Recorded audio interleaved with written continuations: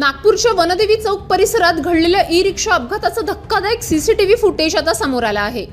25 डिसेंबर रोजी दुपारी सुमारे 4 वाजता ई-रिक्षा चालक स्वतः वाहन चालवत असताना अचानक रिक्षा अनियंत्रित होते आणि काही क्षणातच रस्त्यावर पलटी होते। हे फुटेजमध्ये स्पष्टपणे दिसत आहे। अपघात होताच परिसरात एकच खळबळ उडाली।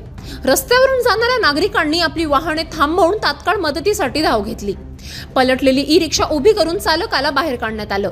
मात्र या अपघातात चालक गंभीर जखमी झाला होता। त्याला तातडीने रुग्णालयात दाखल करण्यात आलं, पण उपचार सुरू असतानाच त्याचा मृत्यू झाला।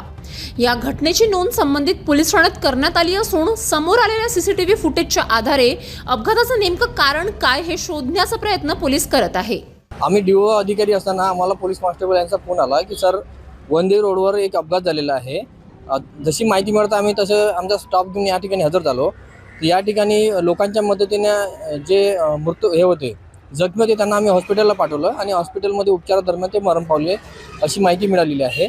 आणि जे ई रिक्षा होते हे स्वतःहून ई रिक्षा त्यांचा पलटी झालेला आहे आणि समोरील तपास आता यशोधरा पोलीस स्टेशन च्याकडून करण्यात येत आहे। नाही मरण पावले आहे ते हेड इंजुरी त्यांना। माननीय उपनी साहेब हजर आहे आणि ACP साहेब पण हजर आहे, वरिष्ठ अधिकारी सर्व आले।